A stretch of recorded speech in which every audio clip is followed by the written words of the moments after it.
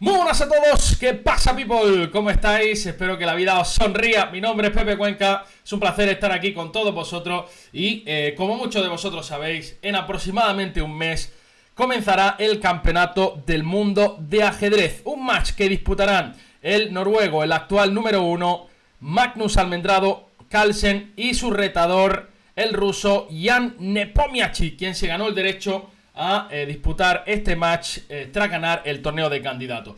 Casi 3 años, ¿verdad?, sin mundial de ajedrez, entre otras cosas debido a la pandemia del coronavirus, y que realmente todos los aficionados, todos los amantes del ajedrez, tenemos unas ganas inmensas de que inicie esta batalla, y nuestras expectativas pues son, por supuesto, muy elevadas. Entonces ya es hora de ir calentando el mundial y es hora de ir viendo en estas semanas cuáles han sido los enfrentamientos más interesantes entre el ruso y el noruego. Hay que decir que el ruso es uno de los pocos jugadores que tiene el score favorable frente al campeón en partida clásica. Y hoy os traigo la última de las partidas decididas entre estos dos fantásticos jugadores, y se disputó en Croacia, en Zagreb, en el año 2019. Estamos hablando siempre de partida a ritmo clásico, el ritmo en el que se va a disputar el campeonato del mundo. Así que, oye, people, vamos a dejarnos de rollo, abróchense los cinturones porque os traigo un partidón y vamos a disfrutar ya del juego de estos dos bicharracos. Nepo llevaba las piezas blancas, Magnusete las piezas negras. El ruso abre con E4 y Magnus Carlsen respondió con C5. La verdad que será muy interesante ver cuál va a ser el arma principal del noruego en el campeonato del mundo contra E4. Si recordáis, en el anterior mundial contra Caruana, su arma principal fue la defensa siciliana Pelicán. Así que una defensa súper agresiva. Así que bueno, caballo F3 por parte de Nepo y caballo C6 por parte de Magnus Carlsen, intentando entrar de nuevo en esa defensa Pelicán. La jugada principal es D4, que bueno, lleva a una siciliana abierta, donde probablemente Carlsen hubiera jugado caballo F6 y E5, entrando en lo que se conoce como defensa Pelicán. Pero existen otra manera de jugar en esta posición, por ejemplo la jugada alfil B5, lo que se conoce como variante Rosolimo, o una antipelicán con caballo C3, que es lo que jugó Nepomniachtchi. ¿Por qué es una antipelicán? Porque ahora, si las negras quieren jugar caballo F6 esperando que las blancas jueguen D4 y trasponer a esa variante Pelicán, el blanco tendría otras opciones, por ejemplo la jugada alfil B5. En la partida, sin embargo, el negro decide jugar E5, una reacción muy natural y la jugada principal en esta posición. Las negras dicen: oye, Pimpollo, que si tú no has querido jugar D4, ya no la vas a jugar en el resto de la partida.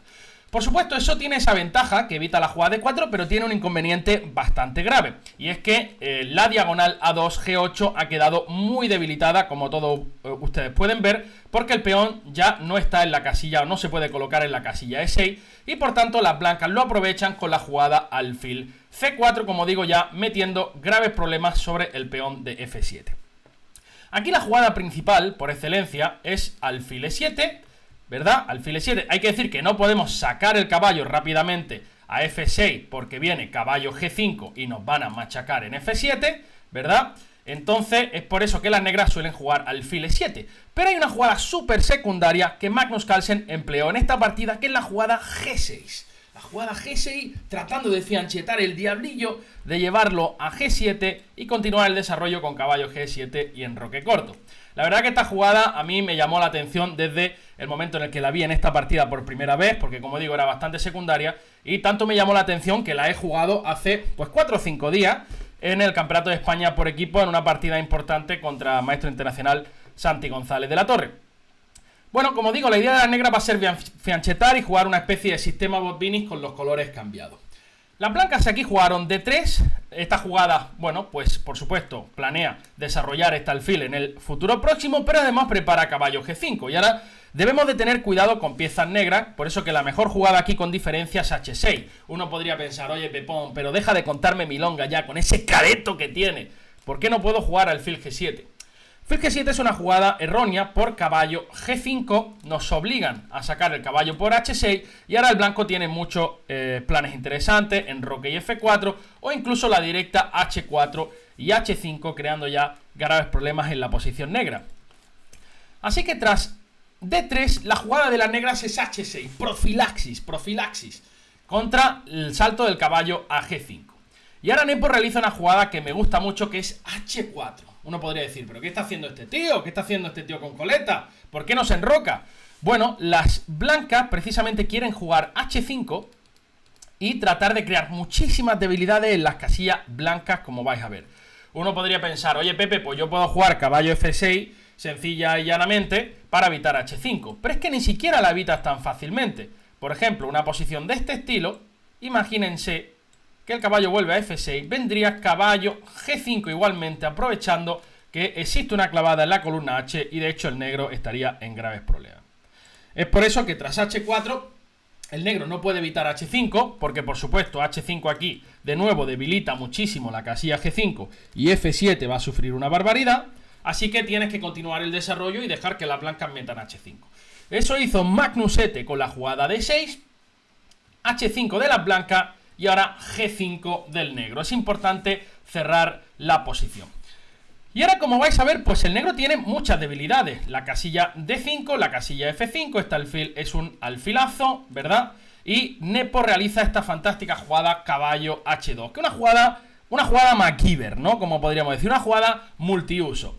¿Qué planea el blanco con caballo H2? Por supuesto, este caballo va a ser reciclado, o bien por G4 o F1, pero el objetivo principal va a ser llegar a la casilla E3. Con el caballo en E3 te aseguras que el negro en esta y en las próximas 15 vidas no pueda romper en D5, puesto que tenemos demasiado control con muchísimas piezas, y también con el caballo en E3 controla la ruptura F5. Además, una vez que hemos quitado el caballo de F3, el blanco puede pensar en jugar G4 para dejar al negro sin la ruptura F5. El negro, por supuesto, a largo plazo intentará romper en F5, ¿no? Para darle vida, sobre todo a este alfil, ¿no? El alfil de G7, que como podéis ver, de momento es un alfil muy feo, ¿no? Es un alfil más feo que mandar a la abuela por droga o que chuparle los dedos al mecánico, ¿no? Este alfil no tiene diagonales, choca con sus propios peones y quiere liberarse, quiere abrir líneas el negro, ¿no? Buscar un F5 para soñar con que la diagonal H8 a 1 se abra en algún momento. Bueno, tras caballo H2 el negro continúa con alfil G7, caballo G4 de Nepo. Por supuesto, comer en G4 aquí sería un error posicional grave de las negras, porque si teníamos ya poco control de las casillas blancas, imaginaos sin el alfil de casillas blancas. Entonces ya, bueno, es un chollo para las blancas. Por eso Magnus juega caballo G7, las blancas caballo E3, y ahora romper con F5 realmente es un suicidio aquí para las negras, ya que tras el cambio de estos peones, ahora el negro no se puede enrocar y está condenado a tener el rey en el centro. Es por eso que Magnus dice, bueno, primero me enroco, las blancas juegan alfil D2 y ahora Magnus juega rey H8. Jugada interesante que por supuesto planea F5. Si el negro llega a jugar F5 estaría bien. ¿Por qué? Porque una vez que desaparezcan estos dos peones, como digo, el alfil de G7 puede soñar con vivir y luego el avance del peón a D5 puede ser jugado en algún momento si ha desaparecido el peón de E4, ¿no? Es por eso que aquí las blancas realizan una muy buena jugada, una jugada de profilaxis que seguro que muchos de vosotros en casa ya habéis visto cuál es, que es la jugada G4, ¿no? G4 y llegamos a una posición estratégicamente súper interesante. ¿Por qué? Porque el negro no tiene ruptura. Parece que este alfil está muerto, ¿no? El alfil de G7, un alfil que no sirve ni para pienso, ni para echárselo de comer a los cerdos. Pero hay muchas casillas débiles y vais a ver como ahora también Magnus empieza a buscar sus bazas, ¿no? Esta posición, esta apertura me gusta jugarla tanto con negras como con blancas, pues las posiciones son cerradas, son de maniobra, están todas las piezas en el tablero y vais a ver cómo empiezan a buscar ideas en las 64 casillas, ¿no? Bueno, entonces la ruptura F5 es imposible de realizar. ¿Qué tiene que buscar el negro? Una vez que las blancas han jugado G4, la casilla F4 es muy interesante para un caballo, ¿no? Y por supuesto, el flanco de rey está cerrado, pero el flanco de dama no se ha tocado. Y entonces, pues, ambos jugadores van a empezar a movilizar sus soldadillos en el flanco de dama para crear problemas al rival. Uno podría decir, oye Pepe, ¿por qué no juego caballo A5 y ganamos la pareja de diablillos? Que tan pesado he sido yo a lo largo de mi vida con vosotros con la pareja de diablillos. Bueno, pues porque realmente, si por ejemplo las blancas juegan A4, caballo por C4, D por C4, esta es la clave, Los diablillos son buenos en posiciones abiertas. Aquí la pareja de alfiles de las negras realmente no ejerce ningún dolor a las blancas. Y es más, ahora la posición ha cambiado por completo y tras la captura de por C4 se ha creado un nuevo punto débil en la posición negra, que es el peón de D6. Un peón retrasado que va a ser presionado a lo bestia por las blancas en un futuro próximo. Por tanto, caballo A5 no tiene mucho sentido. Más sentido tiene torre B8, que es la jugada que realizó el campeón del mundo. Por supuesto, la idea de la negra va a ser tratar de expandirse con un B5. Las blancas lo cortan por lo sano, con la jugada A4. Y ahora caballo D4 por parte de Magnusete. Una jugada de nuevo multiusos. ¿Por qué? Este caballo no solo apoya el avance del peón a B5, sino que además puede estar pensando en venir con caballo E6 y caballo F4.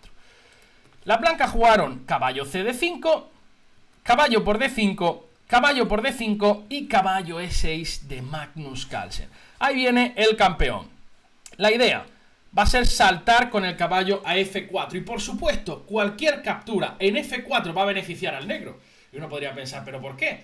Porque evidentemente las negras capturarían de peón de E y entonces el alfil de G7, que era una patata podría, de repente se convierte en un solomillo a la pimienta verde con patatas paja, ¿no?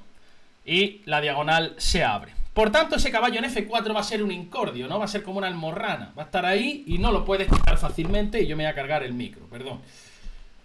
Las blancas jugaron F3, jugada que tiene sentido para sostener el peón de G4, ¿verdad? Que siempre va a estar atacado y por lo tanto la dama no puede casi moverse.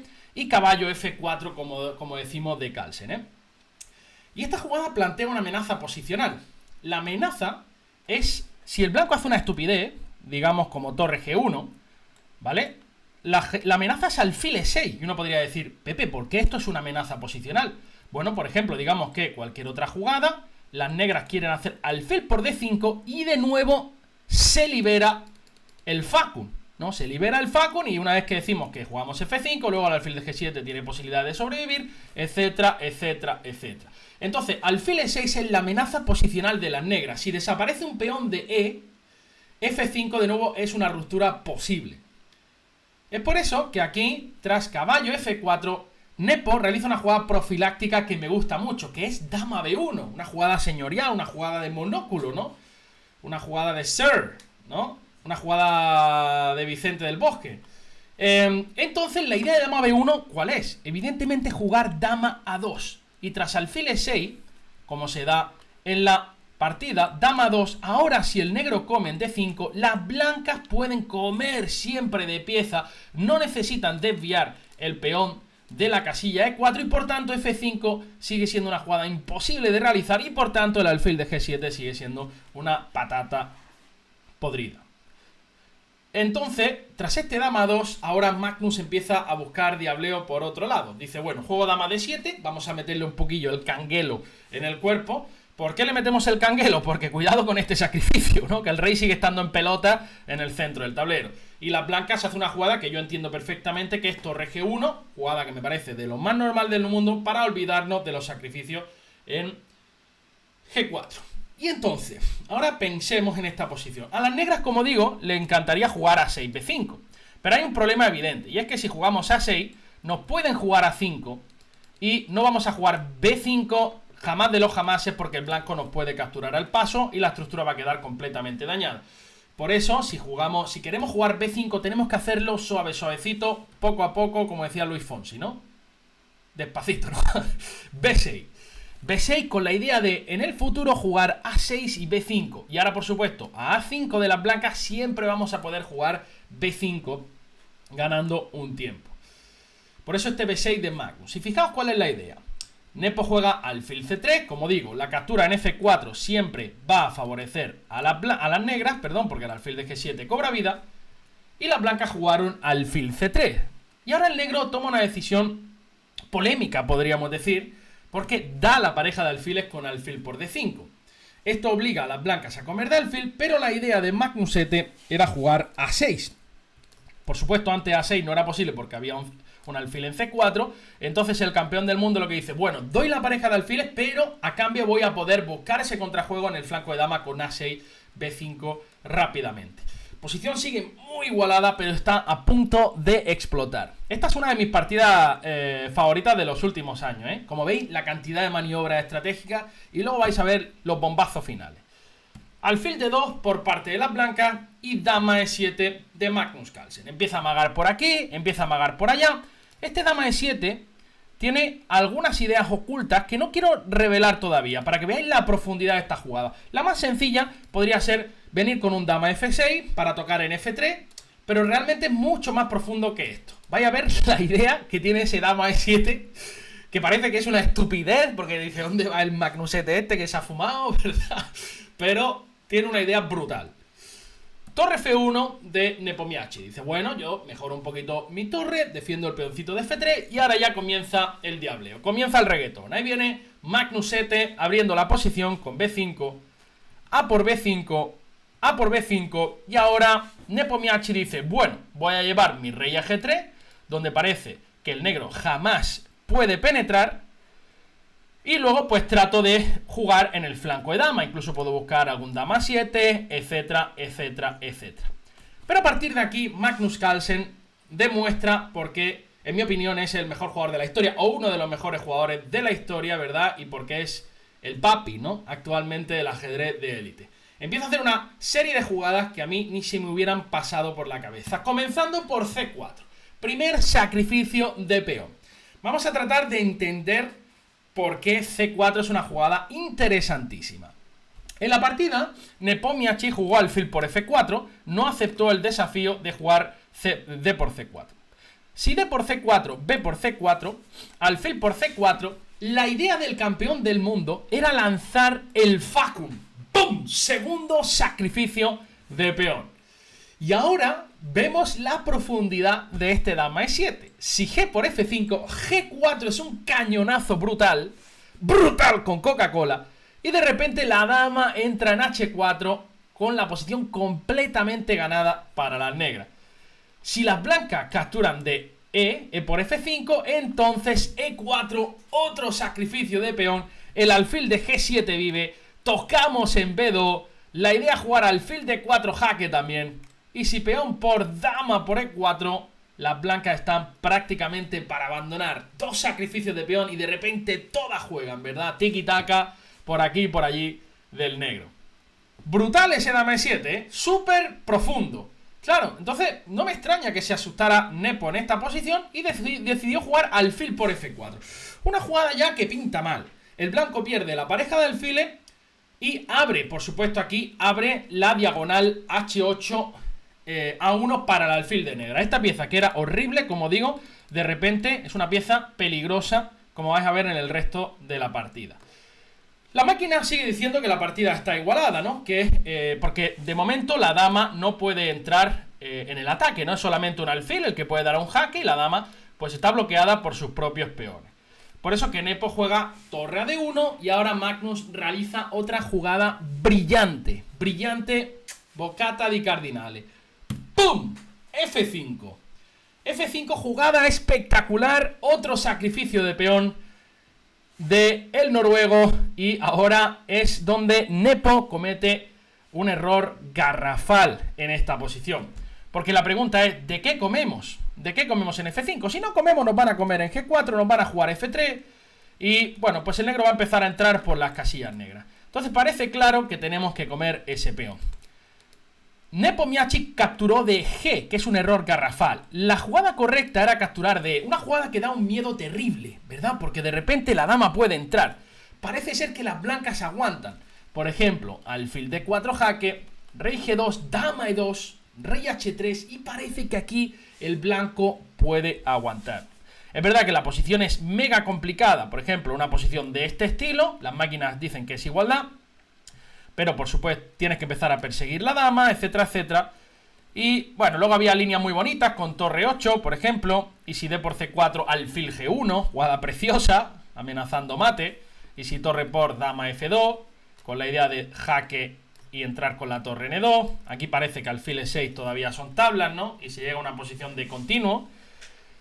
Pero no me extraña que a Nepo le diera muchísimo miedo capturar de peón D. Sin embargo, captura de peón de G. Y ahora el problema es que la dama no entra por E3 como entraba, o por E2 como entraba en la variante anterior, sino que entra por H4. Tercer sacrificio de peón del campeón del mundo en la partida para rematar la faena. Y es que la entrada de la dama en H4 es completamente decisiva en esta partida.